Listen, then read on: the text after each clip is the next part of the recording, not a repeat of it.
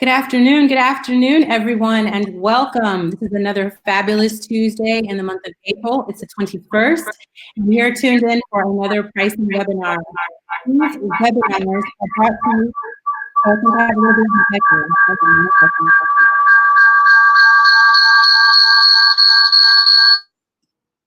second. Okay, there we go. Much better. No worries. Technical difficulties in our new normal.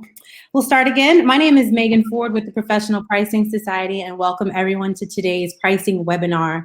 You all are tuned in live for a fabulous run of today's webinar entitled The Ethics of Pricing and Technology, brought to you all today in partnership with our sponsor friends at PriceFX.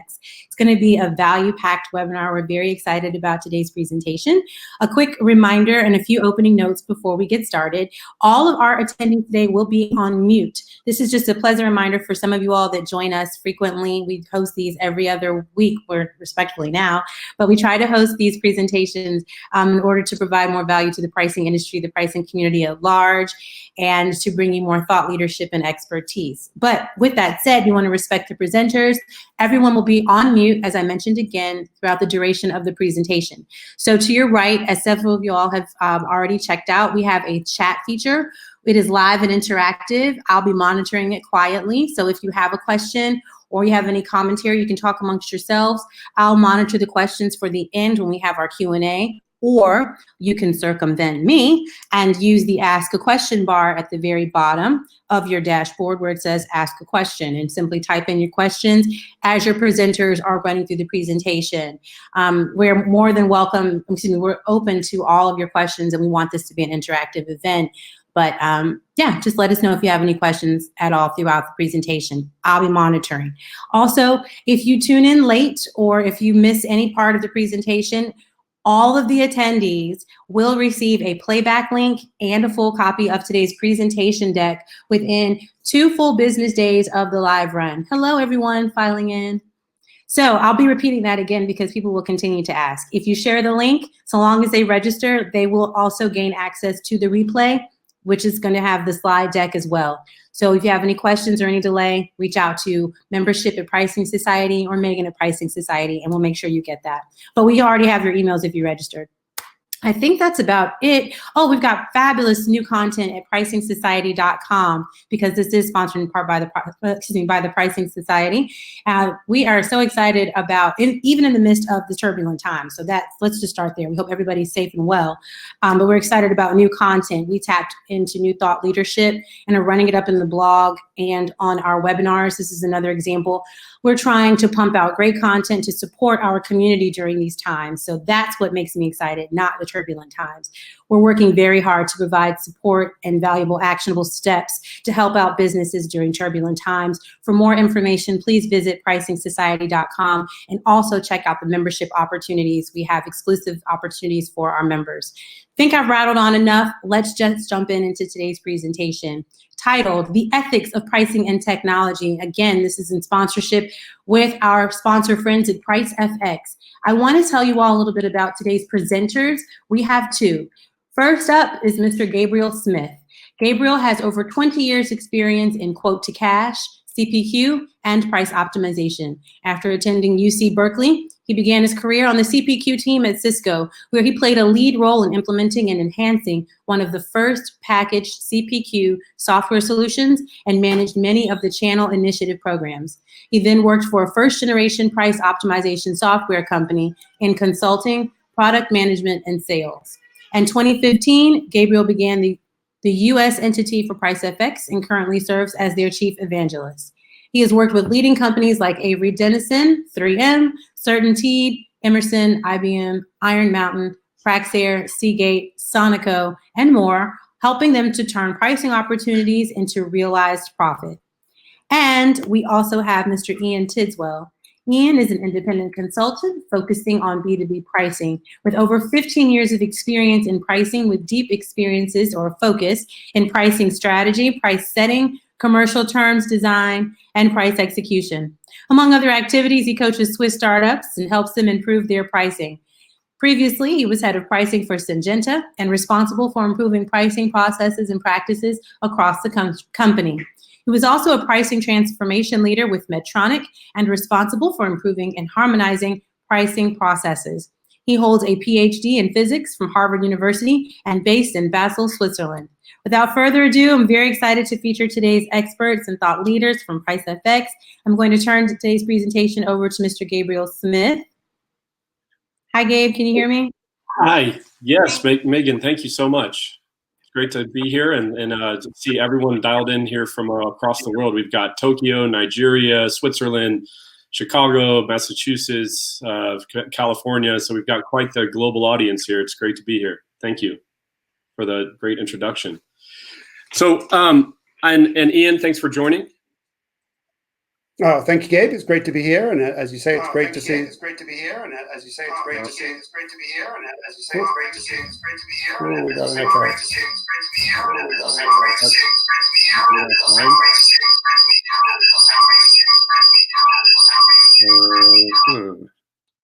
Okay, so, all right, yeah, I think that might be happening off of yours. Let's see. So you're putting on a headset there. See if that works. Okay. Let's try that. Let's try talking with Alan. Okay.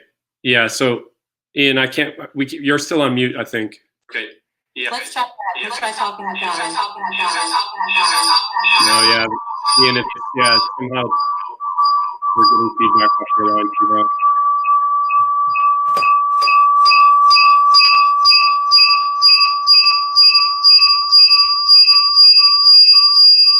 Yeah, when I go on mute and it's still happening, so somehow we're getting feedback off your line, Ian. I'm not sure if you can figure that out.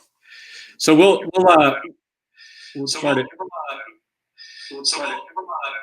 Yeah, every time you come off mute, Ian, it seems to echo somehow. I don't know. This wasn't happening in the green room, so we'll figure out the technology here. But let's go ahead and get into it, and Ian, hopefully, we'll be able to resolve that issue. So we have a slide deck here that we prepared on pricing and technology ethics. And what we wanted to start off with was, Ian and I have had several discussions on this. And so what we had done is put together what we called the pricing and technology ethics continuum. And it just helps frame the discussion. It's nothing groundbreaking or anything, but it moves basically from illegal and unethical pricing practices into more questionable and emerging practices, then into more accepted practices, then getting into kind of mainstream pricing practices. And at the end here, we wanted to also highlight and talk about mission-based pricing. So kind of for the sake of the discussion, we've also grouped these into these 4 categories of mercenary, purgatory, safety, and missionary, and just kind of outline some examples of each here. And we're not going to talk through all of these examples. Ian and I have done a couple podcast episodes that we'll reference at the end here. So we have a couple hours of content on this where we'll go into more depth into each of these examples. So if you're interested, we have links to those podcasts and also the transcripts of the podcasts where you can link to some of these examples. Ian, how are you doing on the audio now? Have you figured it out? Can you hear me? Yes, I can. That seems better. Yeah. Okay, perfect. Okay, thanks. All right, great. So we've worked through the audio issues, and let's get into it. So basically, what we're going to do today is walk from left to right on the continuum here, and start off with the kind of illegal and unethical side of mercenary pricing. Talks then about the questionable and emerging practices. We're not going to spend a huge amount of time on more accepted and mainstream practices because that's boring, frankly. We all kind of know that as pricing professionals. We're not going to talk too much about that. But we will talk a little bit about how emerging practices can kind of become accepted and mainstream. And then we'll finish off with the mission-driven pricing and kind of how that's different than the other areas on the continuum here. And then lastly, just a recap of some things to remember and kind of questions to ask if you're thinking about some pricing practice or trying it out and kind of where it falls on the continuum. Ian, anything you want to add to that before we jump into it here? No, let's get going. All right, perfect. So starting off on the mercenary side, there's some examples here that we're going to just throw out, and then we're going to get into kind of more of a structured, walkthrough of some of these different practices. But, some of the things that you hear about in the news, payday loans, targeting, Hey, Gabe, I don't think we're not seeing the presentation. Oh, really? We're seeing you and me. Okay, let me go ahead and share that. So, Yes, share screen. where is the share I screen? think you are actually creating the echo. No, it was from you, because when you were on mute, it stopped, and I was off mute, and it wasn't happening. So, but it's fine now. I don't have any echo. Do you? Yes. Okay. But anyway, keep going. Okay. So I mean, I can try to put on a headset. Should I? Just keep going. Maybe do it when I'm talking. Are people okay? It sounds okay. So other folks are saying that we sound good and they can see the slides now. So, okay, yeah, people are saying there's no echo, so it's just on your side. So hopefully that doesn't drive you too mad, Ian. So just going back to the ethics continuum, I'll just bring that up for a second here, so you can. Sorry that you couldn't see the slides before. Basically what we're going to do is kind of walk from left to right from starting off with the illegal and unethical side, then talking about more questionable and emerging practices. We're not going to spend a huge amount of time on the accepted or mainstream practices, and then finish off with some mission-based pricing and kind of how that's different, and then some questions to help you gauge where you fall on this continuum and make sure that you're avoiding, obviously, the left-hand side here. So let's go ahead and get into it. So the mercenary pricing practices here that we've outlined are, can be illegal or unethical. A lot of these are actually just unethical. We would argue payday loans, because they're targeting a disadvantaged group of people that don't have a viable alternative. For example, credit card profiling and interest rates, similarly, or redlining. Some of the practices around consumer collection, data collection, and monetization without clear understanding that people are actually, the product when they think they're the users, so to speak. Collusion, predatory pricing. These are just some different examples. But what we're going to do kind of from here is actually have a pretty structured approach to talking about illegal and or unethical pricing practices. So, but what in terms of like what makes all of these things, what do they all have in common? Generally, it's exploiting less informed groups that are vulnerable. And in some cases, you're generalizing based on neighbors or groups that based on where you live or something like this. So, these are pretty nasty practices, and just kind of a smattering of examples. Ian, do you have anything you want to add to that? No, I think maybe you can go to the next slide and we can kind of start sorting our way through this. So as we were thinking about this, we were coming up with basically 6 categories of pricing that is problematic.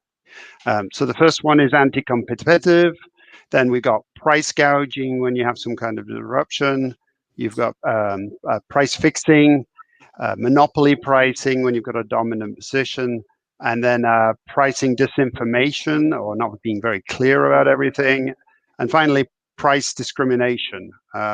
So let's walk through these, and I think the first one is around anti-competitive behavior. If you want to have a go at that one. Yeah, and a lot of the illegal pricing practices and to an extent unethical pricing practices really come down to the fact that they're undermining the market working, and therefore fall under some of these antitrust laws. So there's a few laws, at least in the U.S., that are key to understanding. The first is the Sherman Act, that just kind of broadly outlines and prohibits contracts, combinations, or conspiracies in restraint of trade, right? Or any monopolization, attempted monopolization, or conspiracy or combination to monopolize. So really, it's about protecting the market, right, and allowing free trade and the free market to operate. The Clayton Act then comes in and has some specific provisions that weren't necessarily prohibited by the Sherman Act, and it makes those specifically illegal, like some things around mergers and interlocking directorates, kind of putting a finer point on some of the spirit of the Sherman Act. And then the Robinson-Patman Act, from a pricing perspective, is probably the most poignant, because it actually has specific language about pricing and services, allowances, and that kind of thing. So, and then Ian, I know you had put in this link down here that the rules for Europe are obviously different. We have a global audience here. It's important to note that neither Ian and I are lawyers. So this isn't a legal. We're not giving legal advice here, and the laws do differ by different countries and even by different states in the U.S. have some different laws around some of these things. Ian, anything you'd like to add there? Yeah, as you say, the rules are different in different places. In Europe, many of the spirit of the rules is similar, but there's a bigger emphasis on dominant companies exerting their power to keep prices higher. So you've probably seen some of the press things where they get very excited about some of the US companies having too much power. Yeah, indeed. Yeah, so there definitely more scrutiny there. And speaking of scrutiny, we wanted to also highlight some of the activities that, as pricing professionals, you may be exposed to or have questions about, and whether you're at a conference or a trade show or talking to someone that at another company. These are the things that you want to avoid, right? So you especially with competitors and particularly behind closed doors, although even in public, some of these can be issues. So discussing present or future prices, anything about your pricing policies or what goes into those. Obviously, actual discounts given to certain customers or promotions that you're running or planning to run. Terms and conditions attached to a sale. So if you have extended payment terms or you have some discounts for freight or something like this that are going on, or for pickups, bids that you're getting in. Obviously, the identity of customers, that should be protected, not just from a pricing perspective, but also from a privacy and GDPR's perspective. Production capacity, production quotas, customer allocation. So how much of your volume are you allocating to any given customer? What your costs are. Really, it's the anything that has to do with your cost or your profit that could go into your pricing, or obviously your actual pricing policies or prices should be avoided. To discuss with competitors. There are some, in the U.S. you can make public statements about pricing, and that's okay in some cases where you're saying, okay, I'm planning to increase the price by 3% because of my raw material increases or supply chain disruption or what have you. Although I think in Europe it's a little bit, there's some finer points or some a little bit more sensitivity to even public statements. Is that right, Ian? No, they're definitely more sensitive in the UK, in Europe, to various types of communication. Yeah, but it's a very interesting field. I geeked out on a 38-page document for the German government control office on this yesterday in the grocery business. So there's a lot of subtlety. Yeah. We have a question about price discrimination in the chat window. We'll get to that in kind of going forward here. But yeah, that's a good point. That's a one that there's a little bit of gray area around price discrimination, and we do have a slide on that we'll talk through. Okay, so we thought that probably the most topical of all these is price gouging, right? You hear a lot about it in the news today, obviously with the pandemic, and so there's an ongoing debate with economists on whether or not price gouging is bad or whether or not it's even a thing. The basic idea is that it's increasing. There's some kind of shock or state of emergency. The market doesn't have time to adjust to it. So there's this gap in terms of willingness to pay and what the normal prices are, because there might be a supply disruption or just an increase in demand, right? And so, you could argue that in the long term, the free market should equalize and figure it out, but it's hard to argue that in the short term that markets have the chance to operate efficiently, when something just happens almost overnight, right? So in the U.S., at least, there is no federal law on price gouging, but there are 34 laws in different states. So there's 15 or 16 states that actually don't have price gouging laws. They do vary, and I put a link in here to a pretty good summation of what those different state laws are. So typically it's about 10 to 15% is kind of a common trigger. Here, where I live here in California, it's Penal Code 396, which is basically when there's a declared state of emergency, if you're selling more than 10% over the cost of these items immediately preceding the declaration, right? So it's actually pretty tight. That's one of the more strict interpretations of price gouging.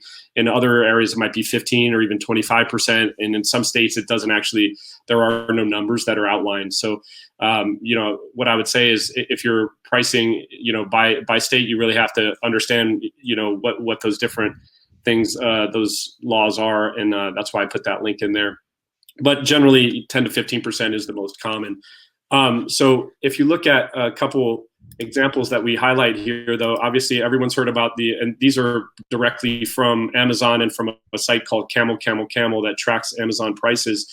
You can see obviously that the price of Purell has skyrocketed. I mean, so you've got two examples at the top here of one, a third-party seller selling for $350 for two bottles that are, what are those, 33-ounce bottles? And you can see that the price of an 8-ounce bottle going up, to $60. And then, Amazon kind of then tried to reel that in, but the Amazon pricing itself is up 55% from the pre-COVID-19 average, right? So it's kind of interesting that they've, said we're gonna, kick third-party sellers off or prohibit them from price gouging, but at least according to the California law, they are price gouging as well. So, although I'm not a lawyer, so take that with a nickel. But anything you want to add here to this, Ian? Well, I think there's both short term and long term. So I mean, there's clearly some stuff that's illegal, and you can sail close to the illegal side as you want to on these things. But then there's your perception of how you are considered in the market, right? I think you can really get a nasty brand if you're considered to be price gouging. I see opportunity. Disasters or these kinds of situations we're in now as an opportunity to figure out who your best customers and then be really nice to them so that they will remember this and be loyal and down the road.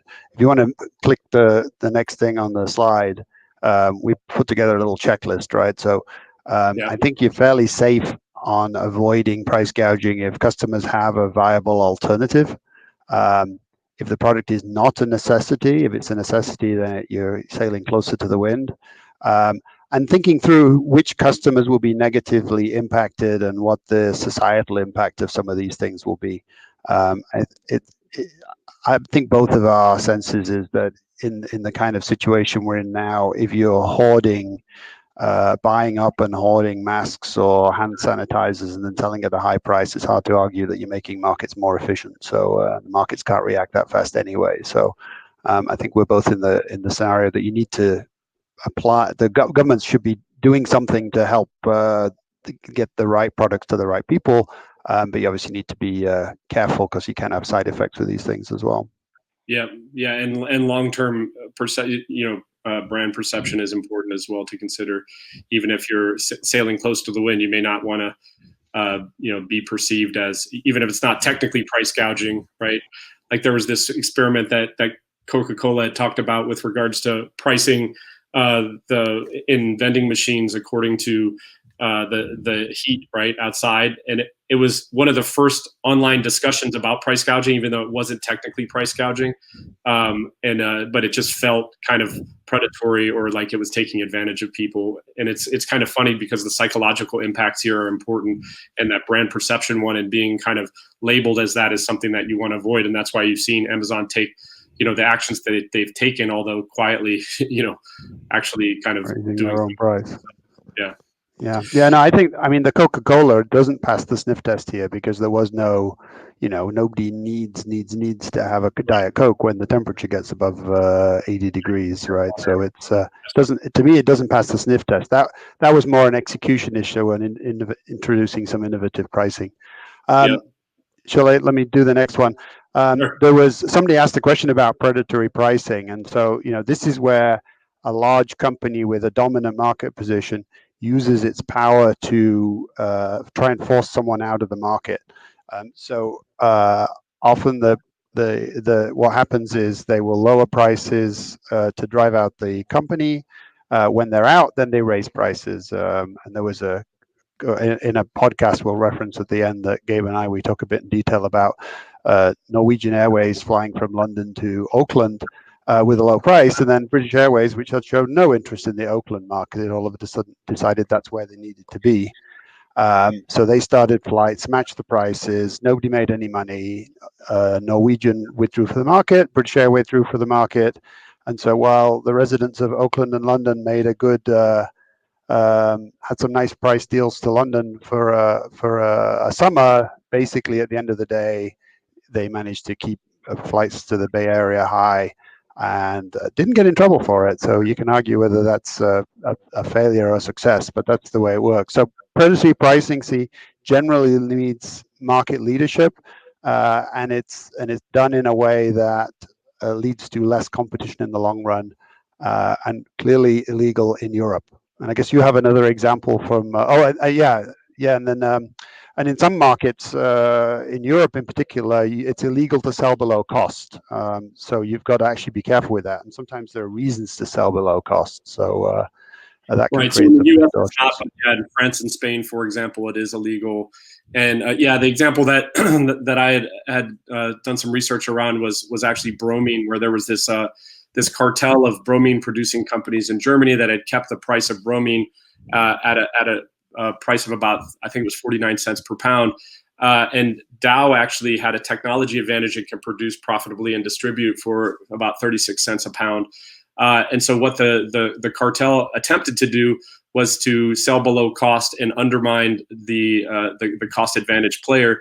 It was a bit short-sighted though, because what Dow was able to do is actually just buy. I think they were selling it 15 cents a pound or something, and Dow was able to just buy it and resell it at 25 cents a pound. So it was, a cartel trying to maintain control over this market that they had, monopoly pricing power on for a while, but it was undermined by the market dynamics. And obviously, if you're in that position where you have a true, technology-based cost advantage, you're going to end up coming out on top, regardless of what the games that cartel might be trying to play. The market is going to come out and work at the end of the day here. Yeah. Okay, so let's move on to price fixing. So let me just move forward here. Sorry, there we go. So I think we wanted to kind of bring up this example of DRAM. This was one where you've got three players that control about 96% of the world market. They've been gotten into trouble multiple times for price fixing, and increased prices dramatically, as you can see in 2017, up by 46%. In 2006, they paid a $300 million settlement, for price fixing. In terms of, this, you can obviously make a lot of money doing this if you're able to kind of have the market cornered and control most of the supply. And if you were to collude with your competitors, you can make a lot more money. But the problem is it's very obvious, and obviously it's illegal. So, and companies pretty much always get caught for it. It's really obviously flies in the face of free market economics. We have a few considerations here, just in terms of, you are in the U.S. at least allowed to signal it publicly, generally speaking, in press releases and things like that. There is transparency of pricing in a lot of cases, like in airlines and hotels. You can obviously see what your competitors are charging, and there's free exchange of information. So that is, more ethical in that it's transparent.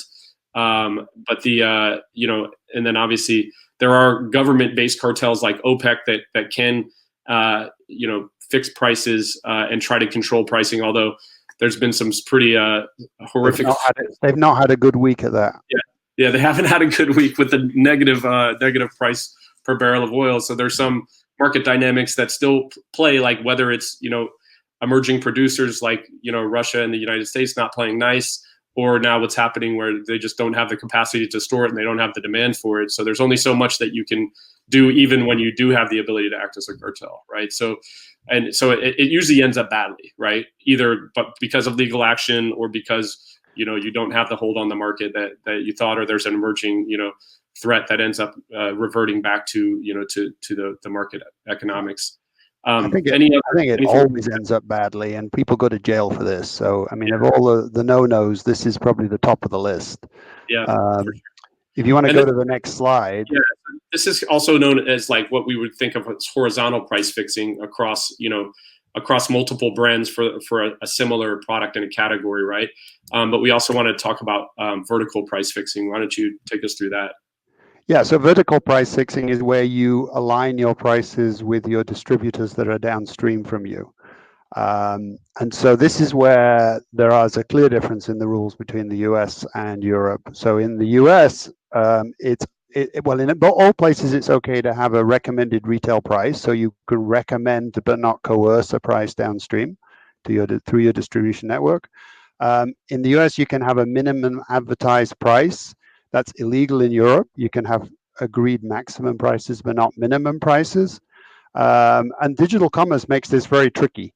And I think it also gets very tricky when you get into the world of having online sales where they go around the world. So, yeah, some companies seem to, I mean, you got a couple of examples there, Gabe. I guess you wanted to say a couple of words about those. Yeah, I won't mention any names, but there's some manufacturers out there that have gotten pretty good at playing this game and kind of, as you mentioned, sailing close to the legal boundaries, right? And what they typically do is their sale price into their trade partner, distributor, or retailer will be very close to the actual recommended selling price, right? And they can't. There was a question here about whether or not it's legal to fix the end price in the U.S. It's not legal, actually, for a manufacturer to fix the end price. It is legal for them to have what they call a minimum advertised price, which means that if you're advertising on, in a circular or in a on TV or whatever, you can have an agreement that says you're not allowed to advertise, but you can't actually fix the price that they sell for.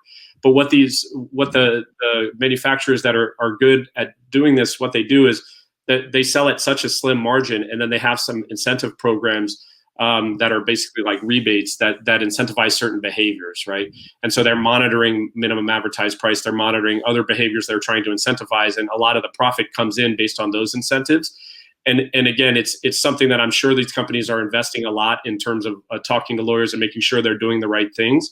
It does get a little bit gray in some of those practices, and when you start sailing too close to that boundary. So, but that's typically how some manufacturers are able to kind of get by with very tight controls over the end pricing without actually mandating the end pricing. Anything else to add on that one, Ian? No, I think it's a tricky one. This is one where you want to be clear with your legal friends about what is and is not allowed. Yeah. But the notion, sometimes a lot of my clients have had them tell me, recommended prices are not allowed, and I don't know of anywhere where they are not allowed, where they're always allowed. Yeah, recommended is, you obviously can't mandate it.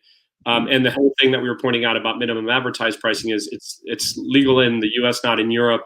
But even in the U.S., it's hard to say when you're in a digital commerce channel that distinction between what's advertised and what it's sold for becomes less clear, right? So that's where it becomes a little bit trickier to discern what is actually, the right practice. And so talk to the lawyers about that one. Neither of us are, but hopefully that gives you some food for thought there.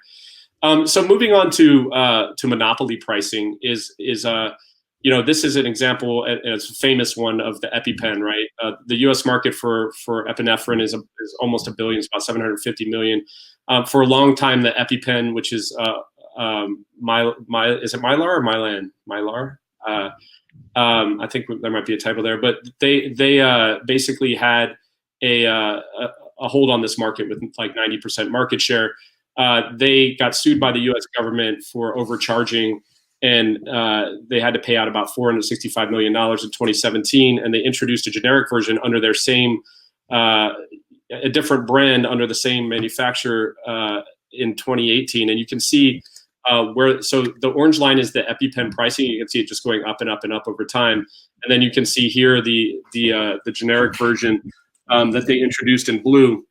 And then you've got the generic EpiPen here. So you can see kind of the corresponding market share position. So it's really, in this case, you can clearly see the impact of pricing on and competition on the market share, and you can see some of the issues that have occurred as a result of monopoly pricing behavior, and using the pricing power that they had, but abusing it to the point at which the government stepped in and actually held them accountable for it to the tune of about $465 million, which is no small number. Although some of the numbers in Europe are a lot bigger, right? Well, what's interesting with this is that I mean, in patents are there to help companies innovate, and then it gives them monopoly power, and it's basically an agreement that they can make outsized profits for a while because it spurs innovation. In the healthcare market, though, this gets very easy to abuse. And you can either admire them for doing a great job of capturing a lot of value, or you can say there's a whole bunch of people who can't afford this, and therefore suffered. So to me, this falls not into the. I mean, there's clearly some illegal stuff there because there was a big fine, but it's fairly distasteful pricing, right? This is limiting access to needed medical device and drugs through pricing, which is, I don't like it. Yeah, indeed. Yeah, and I know you have some exposure to that market, and there's a lot of stark examples of pricing ethics and unethical pricing, and it really, it's because you're talking about the competing interest of the pharmaceutical companies or medical device companies and the insurance companies and the hospitals or doctors and the people receiving them. This is where the examples kind of are most stark, right? When you're talking about human lives or the availability of something like this that is an absolute necessity for people that need it. It really becomes stark, and you really see it clearly illustrated in a way that you don't maybe in some other industries. All right, so let's move on to pricing disinformation. So this is one where it's actually something that's we would say is unethical, but not necessarily illegal in all cases.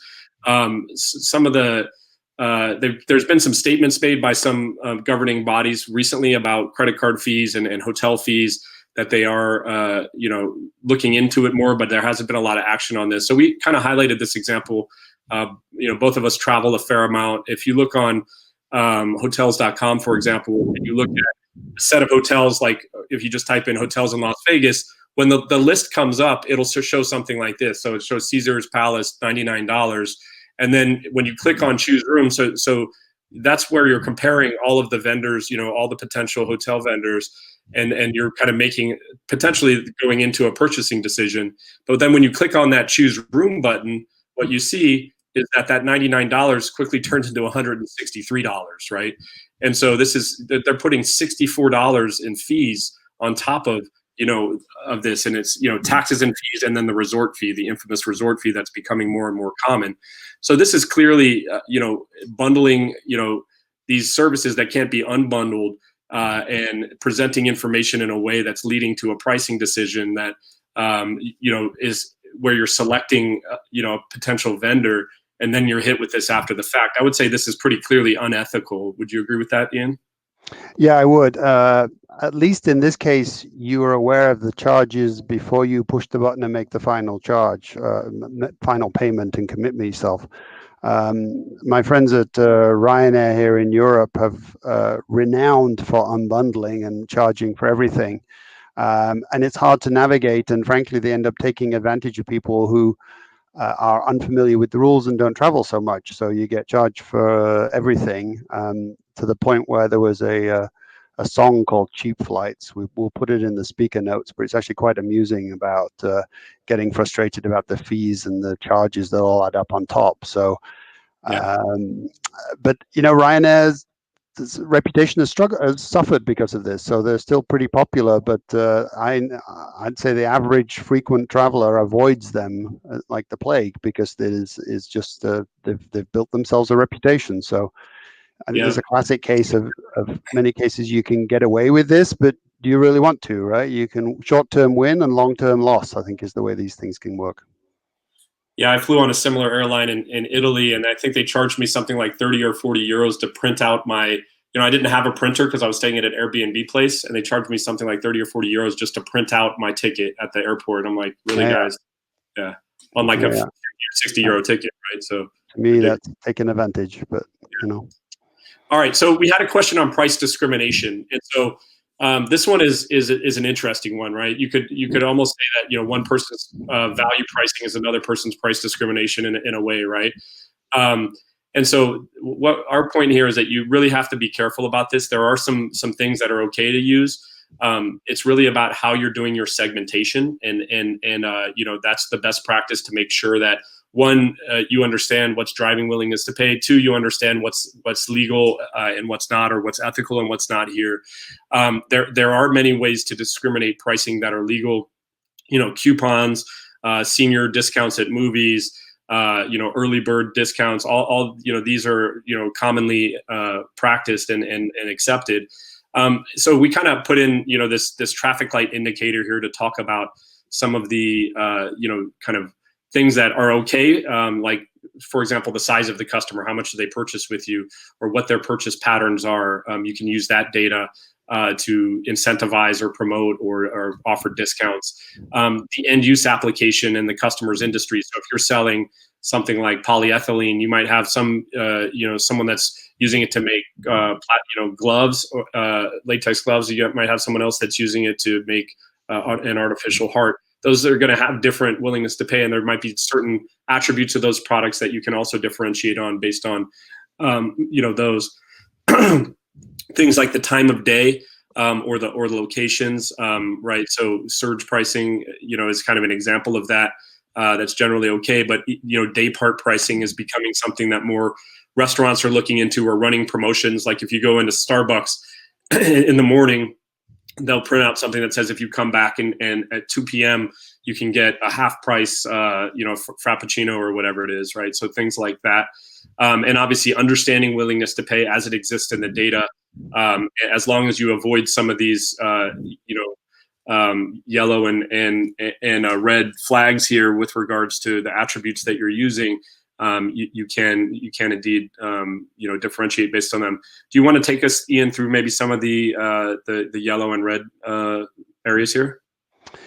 Yeah, I mean, as you point out, that pricing segmentation and price discrimination are kind of the same thing, and it's okay if it's legal and it's accepted and people go along with it. I worked in the seeds industry for a while, and farmers are okay with the concept that a seed sold in one area with one climate will have a higher crop than it will in another, and so they buy exactly the same seed, and where they plant it will cause them to pay a different price. So a lot of people wouldn't be okay with that, but they are. So when you get into they get more value out of it because it's value based, right? It's value based. Yeah. But the cost of the manufacturer is the same in both cases. So it's a training thing, right? It's people, the market has got used to it. Hotels used to have two prices, winter and summer, and now they have pricing depending on which day of the week and exactly what the demand is, and they've just got used to it.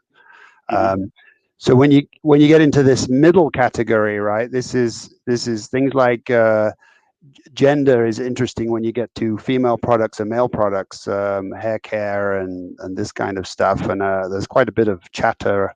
That sounds dismissive, about whether that's legal or not. To me, there's a willingness to pay difference between women and men. I'm maybe going to make myself unpopular with the women here, but there's a willingness to pay difference there, and it's not life and death, and you have alternatives. And so if you don't like it, don't buy it. Age is interesting if you have age discrimination, and then income and demographics is clearly some of that's going to happen. And when you get into the no area when it's clearly discriminatory and we've decided as a society we don't like those things. And the last one is you get in trouble if your factors are arbitrary or perceived as arbitrary.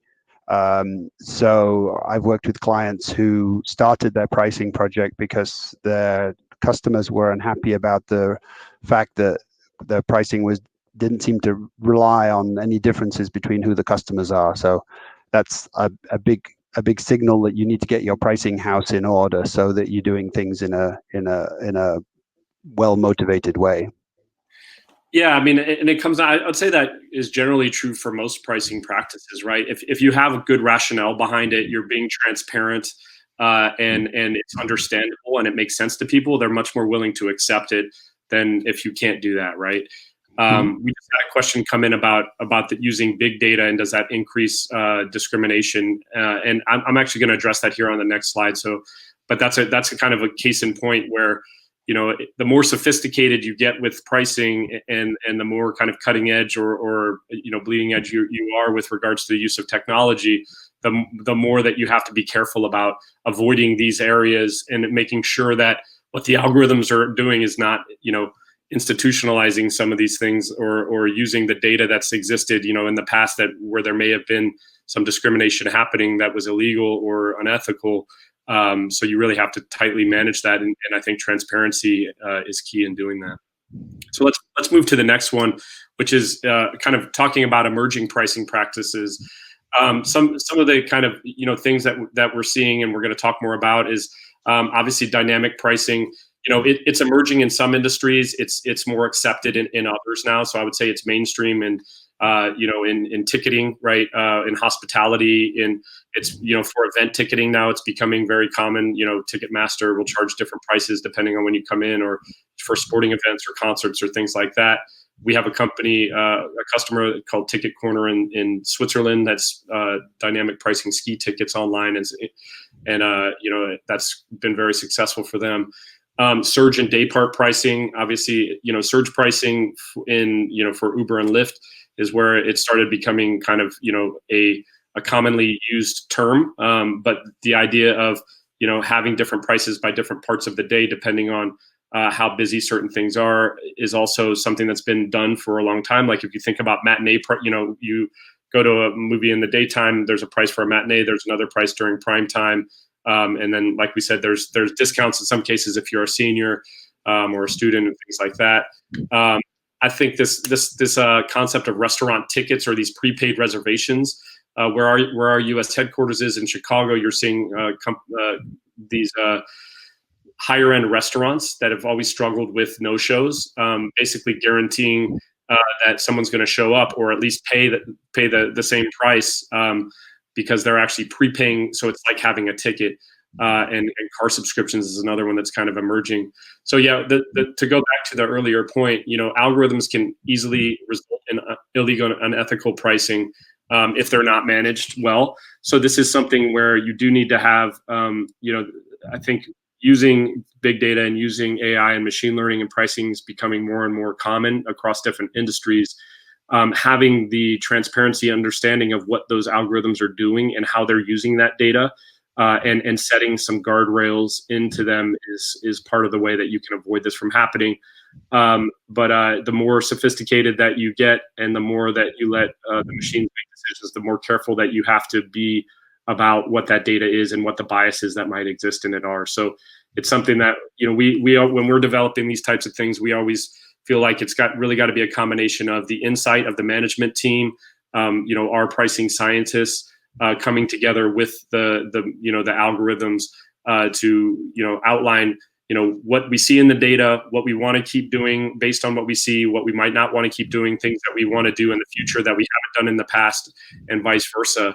So that's really the way that we see it coming together, and where you can leverage the technology without you know, falling victim to decisions that are getting made that you may not, that may be going into these areas. There's a really interesting paper on dynamic pricing and personalized pricing that I linked to over here. So hopefully that answers the question fairly well. We are going to come back for more questions at the end here, so we'll go through other questions then as well. Anything that you want to add here, Ian? No, I think that's right. I think of these types of techniques as very, very potentially very powerful if you've got your ducks in a row for being ready to do them, but also, you know, in the same way that it's easier to kill yourself in a sports car than in a family sedan, it's easier to do something illegal or undesirable with these types of tools. So don't push your foot to the floor without knowing where the brake pedal is. Yeah, good analogy. I like that. Kind of reminds me of the pricing of the tickets that we were talking about, the speeding tickets that we were talking about on the webinar, but you'll have to get that one. We'll skip over that now. So yeah, just coming back to some of the emerging pricing models, and we wanted to make a couple points on this one. So this is the example of Alinea, and you can see down here that you're actually booking a reservation, right? And you're basically buying a ticket here for a certain number of people, and you're paying for it ahead of time. Now, when I go make a reservation at a restaurant, sometimes, previously they would hold a credit card and have a fee, a no-show fee. But until this, I'd never seen someone that actually charging the entire, including even the service charge up front for the meal. And then, it's actually created a secondary market for this. So people are actually, if they can't show up, they're selling their tickets sometimes even for a profit, right? If it's a hot enough seat. And Alinea generally is falling in that category. But the thing to be careful about here is, because it's an emerging practice, people don't have that innate understanding of what that transaction entails, right? So I could go in here and click on this and think, oh, I'm just reserving this, but if I can't show up, I can cancel it. Now, yeah, they're going to outline it, but if I'm not paying a lot of attention, I might be, if I got 4 people at $285 each, I might be out over $1,000 without even realizing what I just signed up for, right? So that's the one thing, is if you're thinking about something that's an emerging practice that's not yet, mainstream and widely accepted and understood, that is, something that you have to be careful about. Same thing happened with surge pricing when it started emerging, right? And people were getting hit with these massive charges. In some cases, it was because the algorithms had gone haywire because they didn't have the right checks and balances. In other cases, it was all upfront and explained to them, but they just clicked on OK and didn't realize it was going to result in a $400 cab ride for 12 miles or whatever it is. So that's just kind of something to highlight here. Is one, there are some cool emerging things that are happening, but two, you have to exert extra caution, whether it's with dynamic pricing like we were talking about before, or with some of these other emergent pricing models. Similarly, this idea of car subscriptions is one that's emerged over the last few years, where you're seeing a lot of OEMs, so Porsche, Audi, GM, a bunch of different car manufacturers, BMW, have the ability now to do a subscription. So it's not a lease, it's not a rental, it's kind of somewhere in between, and you can change out the car, and you can there's different levels that they offer. This Canvas one is not an OEM; it's actually a third party that provides the subscription service. But similarly, there are some terms and conditions that are associated with these. So when you click on this, you might say, okay, I just pay this and that's it. Well, there's more to it than that. You're signing, terms and conditions, and particularly with these emerging things, I think that's where companies sometimes get into trouble, because they'll bury the actual terms and conditions in this long document that no one really reads. And they don't know actually what they're signing up for. They present the information very simply on the website. Someone makes a purchasing decision and then realizes, oh, wait, I'm actually tied in this for 3 months or a month or whatever it is, where I didn't know that. Or there's these other terms and conditions that are associated with the maintenance or the return or whatever it is, right? So just some words of caution there, but also some food for thought in terms of some of the emerging pricing practices here. Ian, is there anything that you wanted to kind of add to that? No, I think that's exactly right. I think we just reiterate what we already said. I think your next slide has this paper that's, I think, interesting for anyone who wants to learn more about these topics, right? But, Yeah. So this was a pretty long and insightful paper that's consolidated a lot of the research and studies around dynamic and personalized pricing. And we're not going to get into this in depth today. Obviously, we don't have time, but we did want to highlight it. We do link to it, and it's definitely worth a read to understand, what's accepted, why it's accepted, what are some of the accepted practices here, what are some of the emerging practices, and kind of where some of these ethical, boundaries are, and how to understand it better. So definitely worth a read there. I would encourage everyone, and we link to this at the end of the presentation here. So let's go on to mission driven. So Ian, I know this is a particular area of interest for you and an area where you have some experience. So why don't you take us through this one? Yeah, so this is on this continuum that Gabe introduced at the beginning. Now we're on the right-hand side. And so I think of mission-driven companies as those that are not all about maximizing profit. So they have some vision of something they want to do other than making profit or maximizing the profit. In some cases, make no profit at all. What to me, now a lot of companies talk about doing good things in the world. And there's, to be honest, quite a lot of marketing fluff involved there. To me, you're really a mission-driven company if you do something that clearly means you make less money than you otherwise would in the long haul. So EasyJet has recently claimed to be the first carbon neutral airline. Well, I guess they're pretty neutral at the moment because they're not actually flying. But that's not what they had in mind. But you could argue, is that to sustain their long-term cash flow, or is that something that's really driven by their mission? So I'll leave that as an exercise for the listener. If you're doing mission-driven pricing, however, then it makes pricing a bit more complicated and interesting from my perspective, because now we're not just trying to figure out where the peak of the profit curve is with price, we're actually trying to figure where the peak of the impact curve is with what you're trying to do, and if there's profit in there as well, and it gets complicated. So you need a different mindset, you need some different tools.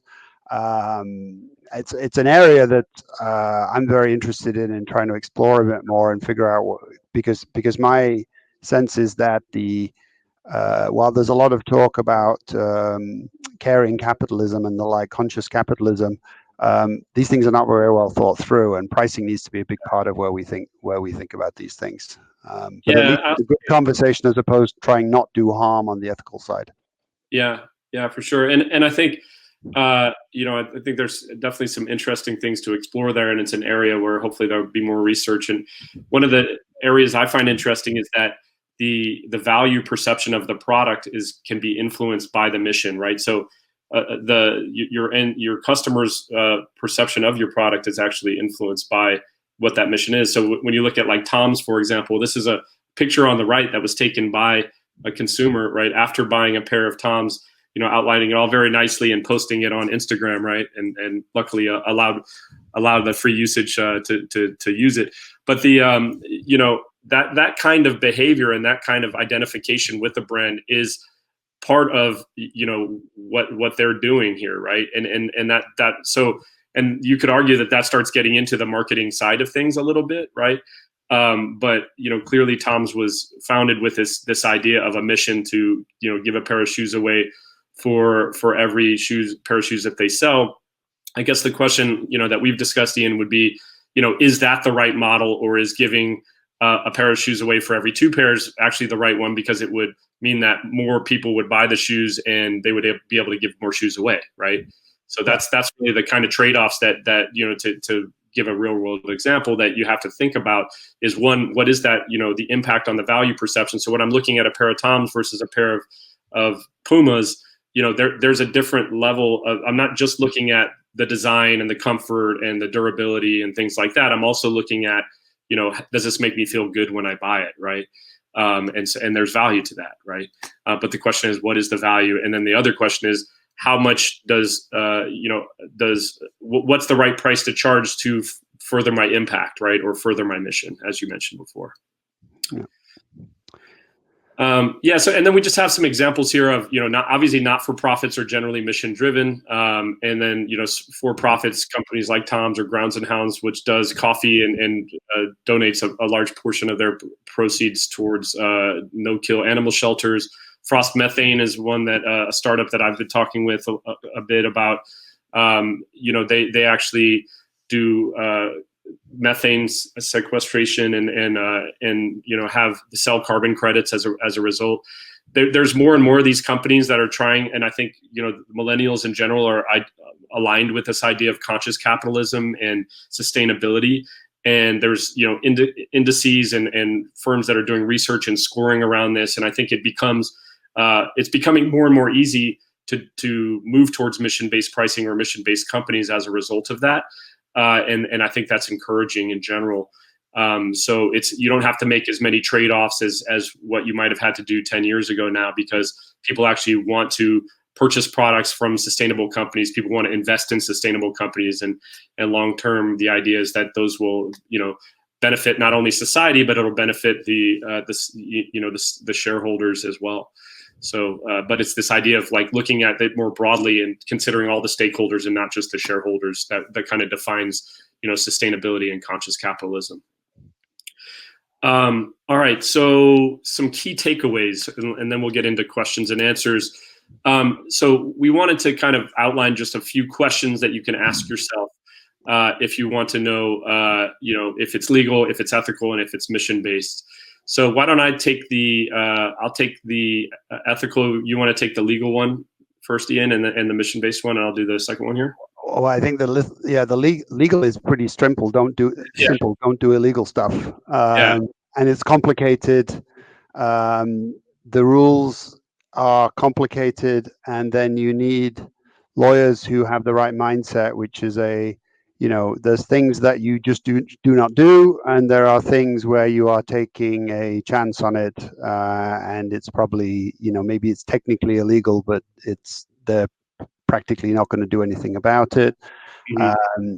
If you are Amazon, then you're going to get more scrutiny than if you are a mom and pop store somewhere. So don't be a schmuck.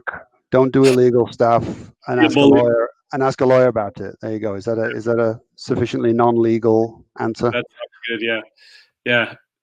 Don't be a bully. Don't be a schmuck. Yeah.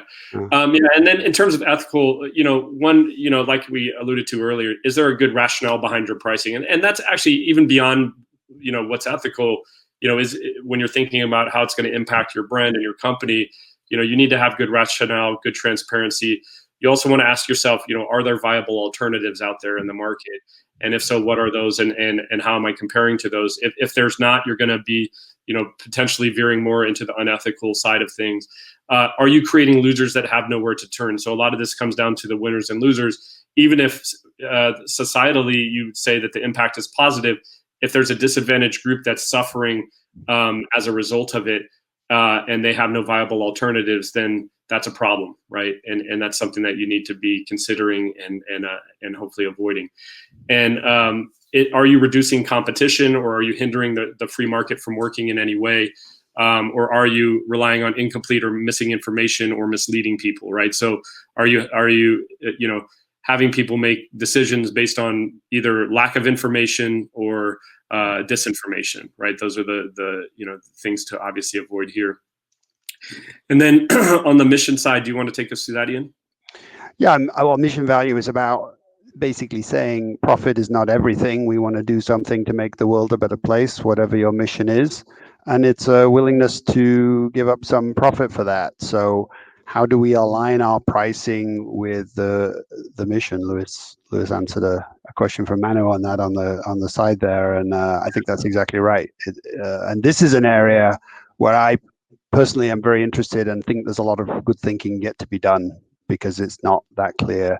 As indeed, I think in the conscious capitalism space needs a bit of work, but it's maybe this is a thing to do when we're stuck at home for a few weeks.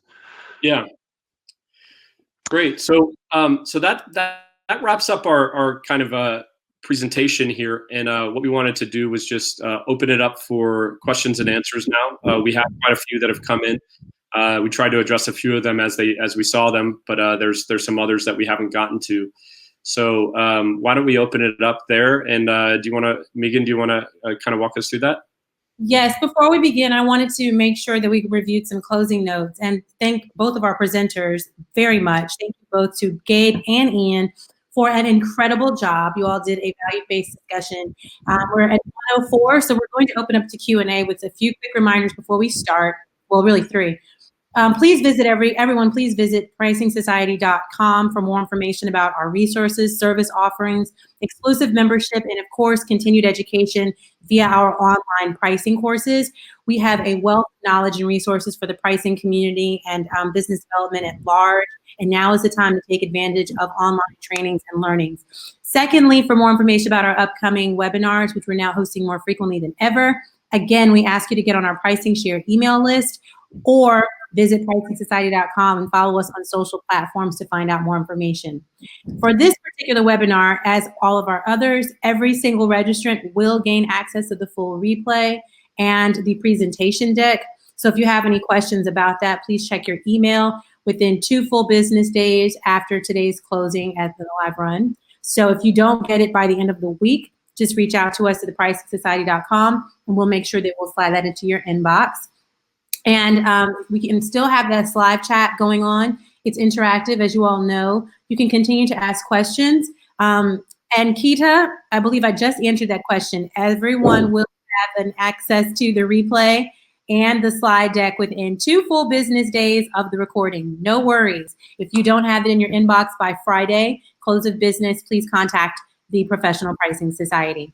About the questions, let's just hop into it. With respect to everyone's time, I've been moving the questions from the right-hand side down to the bottom. If we get to the questions, gentlemen, and you feel like you've already answered them, I can timestamp them with a brief follow-up and we'll move right along. Otherwise, we'll let you all run right into them because they're not stamped in any particular order as you all were going through them. Everyone ready? Is Ian, Gabe, are you all ready? Yep. Let's go. Lightning round. All right, here we go. Yeah. First, please expand the concept of price discrimination as illegal, or explain. I think we hopefully captured that in the price discrimination slide there. But if there's any additional questions on that, we'd be happy to answer them. Is there anything you want to add, Ian, to what or maybe a recap of what we discussed there? Well, I think it's illegal if you're discriminating for illegal reasons, and it's unethical if it feels wrong. Yeah. But this is when you get into in both cases, it can be a moving target and a bit slippery. So it's, yeah. That's maybe a non-answer, but there you go. Okay, cool. All right, next question. How to manage pricing in the era of tariffs, and how do you communicate price increase as a result of trade tariffs to customers? That's a good one. I actually wrote an article on this, and I can send you the link to it. And so basically what I outlined there is, one, you have to have the right visibility and process and to be able to flag cost changes and understand the implication of those cost changes from your suppliers into either your cost of goods as a manufacturer or your acquisition costs as a distributor, and then be able to have hopefully systems and processes that flow into your actual price setting, so you understand the implication of those on your profitability, and you also understand willingness to pay on the other side, so you can understand how best to pass those through to remain whole and avoid margin compression. So that's at a very high level. Happy to talk more about it, but that's certainly something that we help a lot of our customers do. Ian, anything you want to add to that? Well, I don't see this as a ethical issue, really. This is basically a cost issue. This is your cost of goods goes up, and you need to try and deal with that. So right, and yeah, I mean, with regards to how to communicate this, right? I mean, I think again, I've seen some cases of suppliers using this as maybe more of a tactic than actual. But if you actually are increasing supply chain disruption or increased costs, and you can show that clearly and you can explain why you're doing what you're doing, I think people generally are accepting of it. If your costs go up by 2x, then that makes sense. And the other thing is with tariffs or with COVID, these things there's the new reality, and then there's going to be the reality in 6 months and the reality in a year, and those may be very different, right? So you need to be cognizant of that, both from how you're managing pricing and how you might be changing things today, but also what you're doing with regards to the perception of your brand and your company. You don't want to be seen as taking advantage of the current situation. But as long as you're have good rationale and have transparency around what you're doing, I think you're okay. Okay, gentlemen, thank you. Next question: how to control price gouging when the problem is the origin manufacturer, or that they may be located outside of the jurisdiction, i.e. China? I believe that's the question. Was that clear? Yep. Yeah, I mean, basically you're saying your acquisition cost is going up, right? And as a distributor, you have to raise your pricing. That's a good question, and I don't actually know and it probably varies by state or by region in terms of what the right thing to do there. Obviously, if you're selling at $4 and your acquisition cost goes up to $5, you have to raise your price. Otherwise, you're losing money and you might be in violation of other laws, right? So there's obviously some rationale and justification behind that. And I don't think you would probably find yourself in legal trouble if you're trying to maintain your same margin level, for example, in the face of supply chain disruption or increased acquisition costs. So that's what I would generally say. But again, I'm not a lawyer, so I don't want to go too far down that road because it may, there's probably a lot of nuance there that you'd have to consider. Ian, is anything that you'd like to say maybe from a European perspective there? No, not really. I think it could be a cost problem if you're the downstream of it, and then it's a communication problem on the other end. But if you're not doing the gouging, then you're not doing anything unethical, right? Right. Okay. Next question. How do you see transparency interacting with price ethics? You may have answered this one. And can you be fair without being transparent? Let me say a couple of words here, right? I think you can be fair without being transparent. If the purchase is not something let's say it again. If the purchase is something where you have a choice, then it can be a take it or leave it. And it's okay because you don't really suffer if you don't have it, right? If I don't have the latest iPhone because I think it's too high and it's not transparent, then I think that's fine. It's when you are bundled in or effectively locked in and don't have a choice, I think that's when it becomes unfair.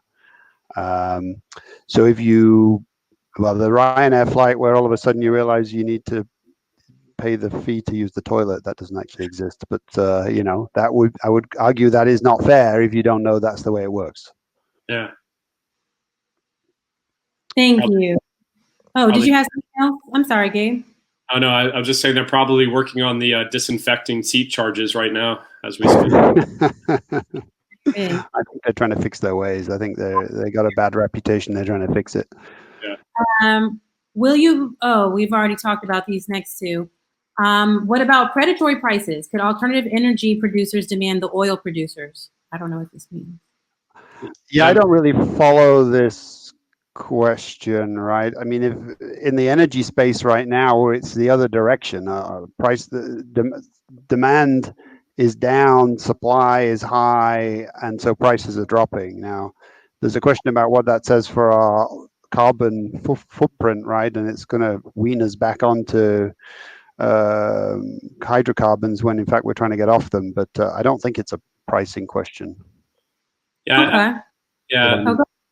Yeah. There's not much control. I mean, there's some control that they attempt to exert, but the higher the price of carbon and of hydrocarbons in general, the more potential demand there is for alternative energy. So as it drops, they don't. But it's not like they want it to drop to undermine that, right? Because they're also losing billions of dollars. So I agree, it's not so much a pricing issue as just a market dynamics. Okay. Next question. How do pricing related laws work for the service industry? Well, services generally, there's much less selling of a commodity or a very well-defined thing. So there's a lot more leeway. That's what it basically boils down to. I mean, if you're selling haircuts, then people complain about women's haircuts cost more than men's haircuts. My haircuts don't cost very much at all, but that's by the by. But generally you have more flexibility because it's harder to nail down if it's exactly the same. It's less of a commodity. Great. Yeah, I would agree with that. Next question. How would selling below cost work? And wouldn't that mean a negative margin? Yeah, it would. And I think that's the only reason why you would do that is a short term. I mean, there might be a few different reasons, but the point that we were making before is generally, if you were to do that, it's in order to impact the market dynamics in some way or undermine the market working generally.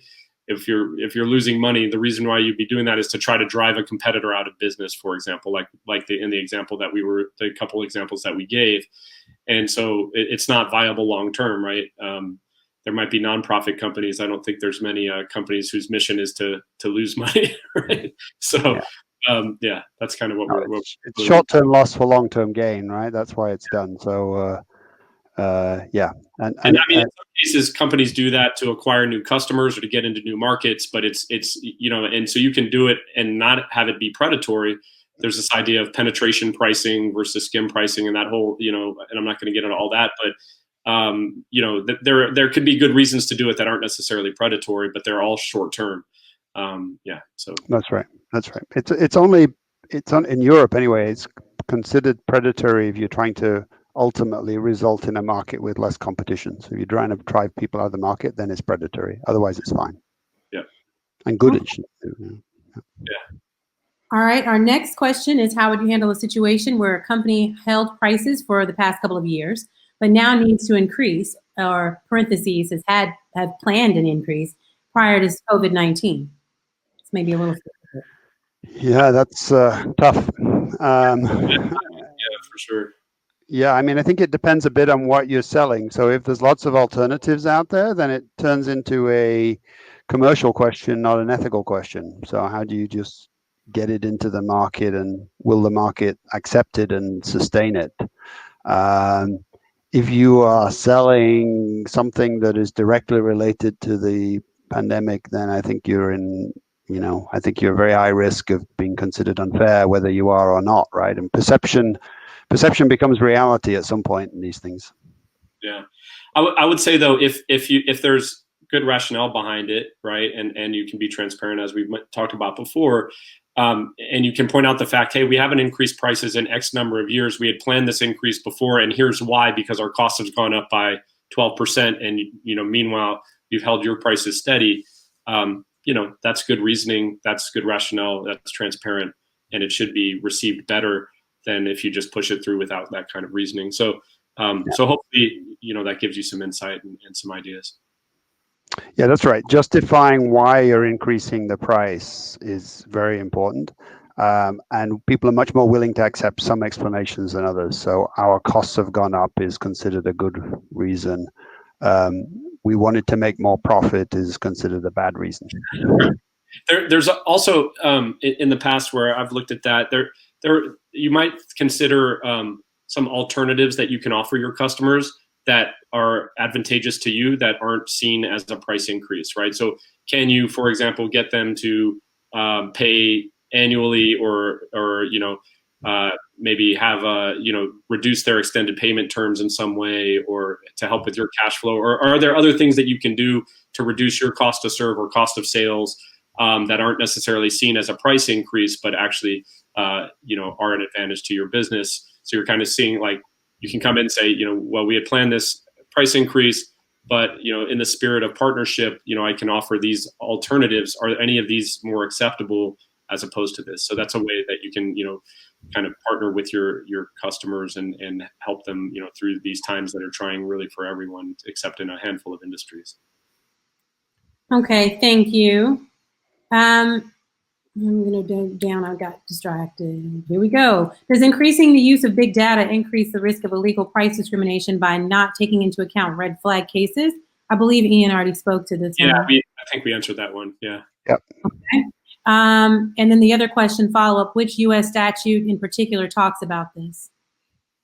About what? I thought that was in relation to the tariffs. We'll come back to that one because that doesn't have it's anonymous. And I'm not sure. Sorry, guys. Going forward, what about some commercial practices between seller and distributors, where commercial agreements and rebates and in price discrimination among different distributors? Yeah, I mean, in general, I know, and the laws in Europe are definitely stricter than in the U.S., but even in the U.S., I mean, it's okay to discriminate pricing for distributors, but there has to be a reason behind it, right? So, like, at Cisco, we would have different levels of partners and different levels of distributors that added different amounts of value to the sale, and based on and they would have certain bars that they would have to cross in order to become a gold, silver, type of partner versus a premier partner, and so those things are very transparent and very outlined and rational. They make sense. So that's okay to then discriminate pricing according to those, whether it's a value-added reseller or a distributor. So you might have things like volume incentives or incentives around how many categories a distributor purchases or how much they're growing in each category, or certain other more advanced types of behaviors that you're trying to incentivize, and that's all okay. But what you shouldn't be doing is saying, hey, I like this distributor better than this one, so I'm going to give them a better price, and that's the only reason behind it, right? So that's where you need to be careful, and you need to have clear processes and systems, ideally, to flag, what's being done when, who's making those decisions, who's signing off on them, because that is an area where people have gotten into trouble and ended up in the orange jumpsuit. So you definitely want to be careful there. Yeah, it boils down to you have to be able to explain it. If you can explain it in a way that sounds sensible and make people accept, then you're fine. Yeah, you're generally fine. Yeah. Okay. We're only going to do about 2 to 3 more because we're with respect to the time, and some of them aren't really clear. So I apologize. I'm going to print out these questions and send them to our presenters for additional analysis, but I believe we've gotten to the meat of these questions. Thank you all again for your patience. We still have some people logged in with us. We had over 200 attendees. Today was great overall. So after we ask these last 3 questions, we're going to close out formally, and then I'll provide some additional communication as to how you all can either reach out to the presenters directly or to the PPS team to get additional or more specified questions answered. Thanks, Doris. I agree. Thank you very much to Gabe and Ian for your time and your valuable presentation. Last 3. First one, what is the takeaway for folks in the healthcare space? And is it wrong, or it is wrong, but it continues because the framework allows it? I believe that was commentary and question wrapped in one. Ian, I'll let you tackle that. This is where I get myself in trouble, right? I mean, healthcare is a very difficult market because I think the mission of trying to help as many people as possible with innovation and the goal of making money often run into each other. So yeah, it's difficult, right? I mean, I think yeah, it's difficult. I'm going to get myself in trouble, so I'm just going to leave it there. I made it through this far in the presentation. I don't want to get death threats at the end of in the last 2 minutes. I think that's very politically correct to simply say that it is difficult. Then that's more than fair, Ian. Did you have anything to add, Gabe? No, I'll let Ian know. Very wise. That's more than fair. I agree. Okay. So let's go back to that one. And another follow-up is, most of the time, price innovations bring concerns about gray zones being ethical or unethical. How can the pricing manager assure, I guess, the decision is within the legal or ethical side? Talk to your lawyers, and then talk about it and bounce it around. At the end of the day, right? There's a lot of this of trusting your sense of smell. And taking risks, but taking risks that are managed risks, not Sorry to wishy-washy. But yeah, I mean, that the whole golden rule, does it, if someone were to do that to you, would it feel wrong? And if so, then you probably should investigate it further, right? There's some things obviously that are mainstream and are fine, and you don't even have to think twice about. And there's others that, as you get into some of these emerging practices, you do need to think about, what the buyer experience is, how the information's presented, how it's different than what they might be used to kind of, steer. And I would say that, the ethical side is a higher bar than the legal side. So, you do need to talk to the lawyers to make sure. But, honestly, if you stick to that kind of golden rule and you understand that, hopefully there are viable alternatives, that you're not creating a disadvantaged group, that you're not using any of the clear, attributes that you shouldn't be using to discriminate, not presenting misinformation, you generally are going to be in the safety zone, but at the same time, you always want to be running it by the experts, because this stuff does vary by region and state and locality. Yeah. Having a sense of who the winners and losers are with the change, and how you would explain it to them, and are they really harmed? I think if you can do that analysis, you should have a pretty good idea about where you are. Yep. Those are great answers, gentlemen.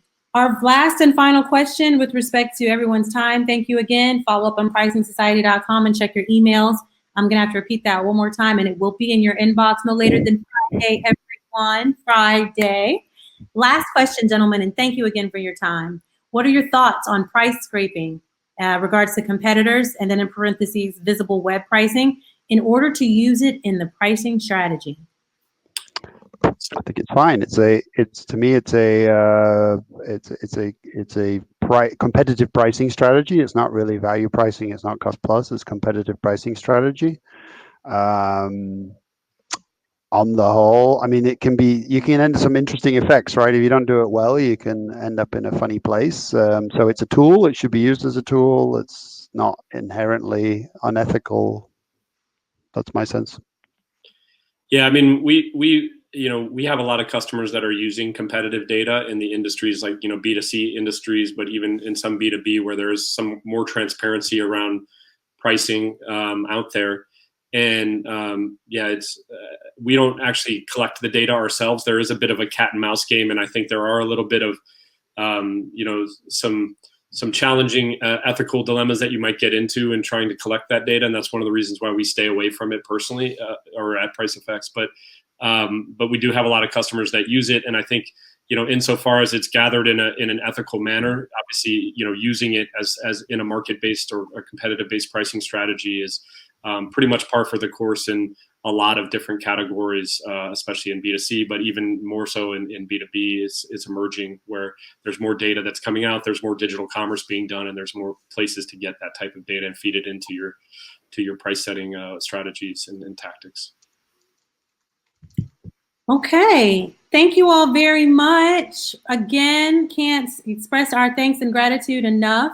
You all have a beautiful Tuesday. Check your inboxes no later than Friday for the full replay, slides, and for any questions, you can contact pricingsociety.com. My name is Megan Ford, so your email can even be directed, megan@pricingsociety.com. I'll be sure to take care of you all. Everyone be safe, wash your hands, and we can't wait to see you all the very next time. Take care of one another, and Thank you. Bye. Thanks, everyone. Bye. Stay Thank safe. you. Stay well. Awesome job. Thanks, guys. Pleasure. Thank you. Thanks.